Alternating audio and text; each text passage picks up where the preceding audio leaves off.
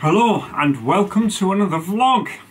It's Tuesday, 16th of October still. It's the same day as a previous vlog where I went out on the bike and then at the end I washed the bike. So it's the same day. But I'm starting to record the next vlog because it's appropriate to what I want to start planning next. So I'm going to talk about my training, and we're going to talk about how I actually am going to plan my training over the coming winter months, aiming towards 2019. So the first thing I'm going to do in a moment is I'm going to go online and I'm going to find a 2019 calendar that I can print off in an A4 format. I've already got the 2018 one. Just bear with me a second, I'll pull it down. Here we go. So I've got a 2018 one printed. So I'm going to use that in a moment. And I just have it with a magnet clipped where I can see it on an easy basis every day. It's just attached to the side of my filing cabinet there in the background. So I'm going to get a 2019 one. Then what I'm going to do is I'm going to mark on to the 2019 calendar the date of my main event in 2019 that I will be training for over the winter. And that event is the Fred Whitten again. So the Fred Whitten in 2019 is, I can't remember exactly, but it's either the 12th or the 13th of May 2019. So that is my goal. That'll be my aim. So I'll mark that on the calendar. And then we're going to look back from that point and I'll show you how I block off working backwards. So I find my main event and then I work off in blocks working backwards, and we'll turn you around and I'll talk to you about that in a bit.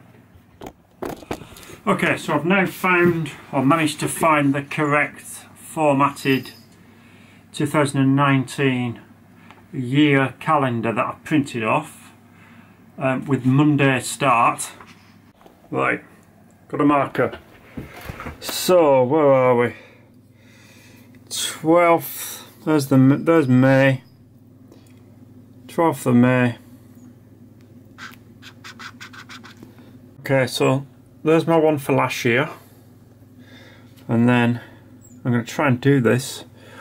So that basically is going to be an easy week leading up to the main event. So that'll be my recovery week.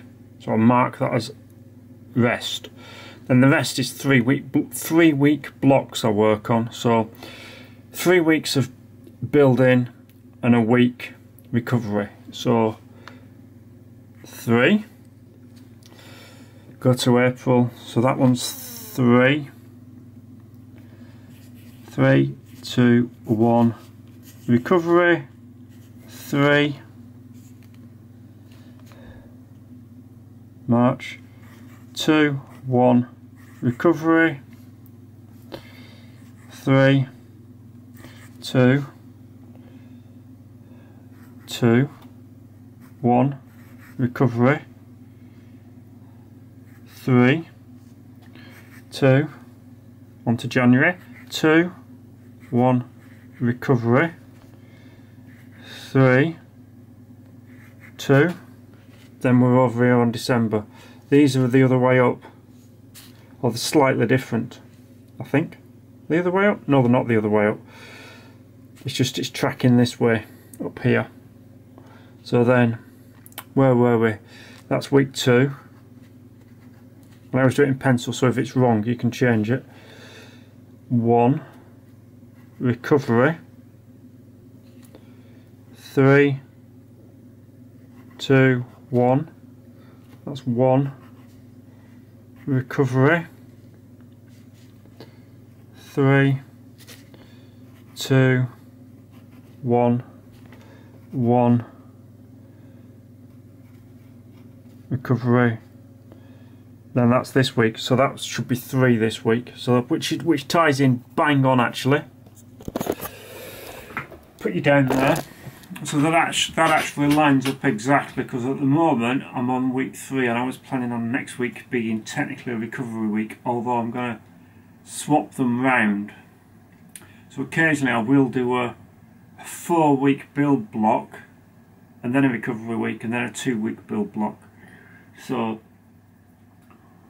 obviously that doesn't take into account Christmas, New Year, Festive 500 that I want to do, other events, illness, bad weather, anything like that. So that's just laying it out. Next thing. Change of t-shirt, different day. Carrying on the vlog from yesterday, the training vlog that I was talking about, or planning of my training vlog. It's lunchtime on Wednesday now, so got my lunch. This is blueberries, quinoa, chopped cucumber and some other fruit that I don't know what it is. It's not very nice. Banana and coffee. Hashtag coffee for Duncan. Cheers. So yesterday then, we'd marked out the calendar and I was saying that I work on 4-week blocks. I should point out that I've been training with Power since 2008 I think, so I think this is my 10th year. So I've got now tons of experience, and it took me a long time to figure it out and track it and work out that I'm okay working on a 3-week block. So build, build, build, recovery.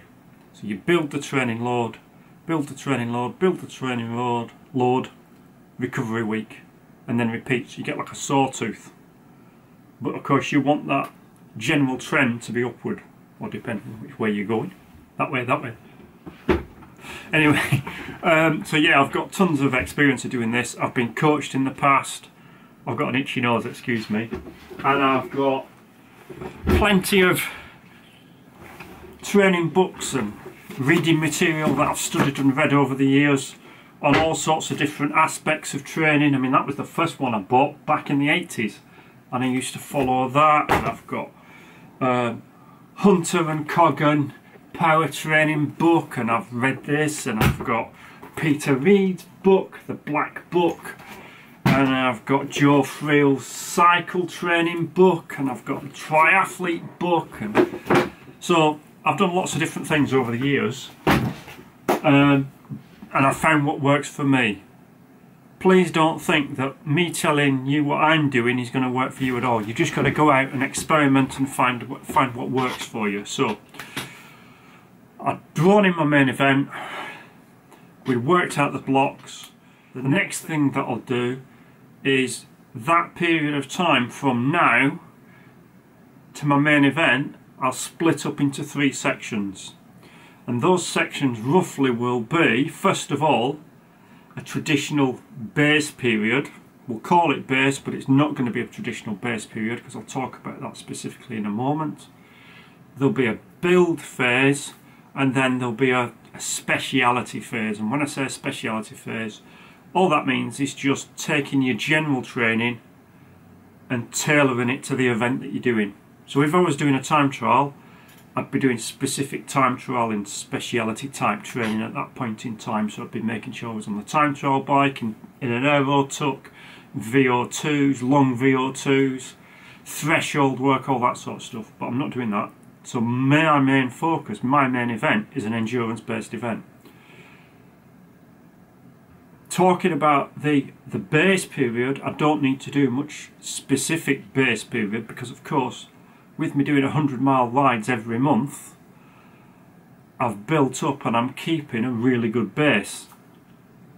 So my base period this winter is going to consist of essentially just carry on riding on Zwift as I've been doing. So I'll be doing a long ride a week, which will be on a Saturday or Sunday. I still get Tuesday off, so occasionally I'll be doing my 100-mile rides as well. If I can't get out because of the weather, I'll be doing it on Zwift. So I'm still going to keep on doing that base top up. On top of that, I'll be doing some hill climbing work, which is Tuesday at the moment. I'll be doing effectively a tempo and VO2 type session, which is on a Thursday, and interspaced with that at some point during the week I'm going to be doing some strength work. The strength work that I'll be doing is low cadence, seated, cycling specific, on the bike work. So high resistance, low cadence. So there's a session that I use on Zwift from Team CLS, provided by one of our riders who's pretty good. So I use that, and I'll be doing that. I started doing it this week, or was it last week? Back end of last week, I think. Might have been Sunday. So I've started doing that, and I'll carry that all the way through, right now until May. The only difference will be when I come to the speciality phase, instead of doing it seated, I'll be doing it standing. And I'll get my kicker climb, and I'll ramp it right to the top, and I'll be specifically training climbing standing up for 10-15 minutes with it on the maximum gradient on a hard setting. Okay, it's not quite the same as outside because you've not got the same movement. So that'll be my base period running up to approximately Christmas, but I'll look at the calendar in a minute and I'll show you how I do that. Then I'll be going into a build phase, and the build phase will consist of pretty much what I've already been doing, because really essentially this year my base period is a build period. So gradually that 3 weeks of higher and higher and higher rest, higher and higher and higher rest, that's essentially what you're going to be looking at doing, but you've just got to tailor it to what's available for you and what works for you. Obviously I've got power meters, so I can use training for power. If you've not got power meters, you've got to use heart rate, you've got to use perceived exertion or whatever. Right, so let's just get this calendar. Okay, so I've just counted, and from today, the 17th, sorry, today, to May the 12th, there's roughly 30 weeks. It would have been 30 weeks from Sunday just gone. So to split that up into equal portions will be 10-week blocks. Okay, there we go. So it doesn't work bang on. So what I've done is I've just tweaked it a little bit more, so that effectively I'm probably getting 12 weeks of speciality, and then however many the build is there. So I've just tied it in with a recovery week, and probably 12 to there. So I've got a short base period this year, which, as I say, short base period this year, but because my base is already pretty good, that doesn't really matter. So there we are, we'll leave it at that for now. Hopefully you've found that useful, and I'll carry on in another vlog talking a bit more about the actual sessions that I do and things like that. So thanks for watching, see you later.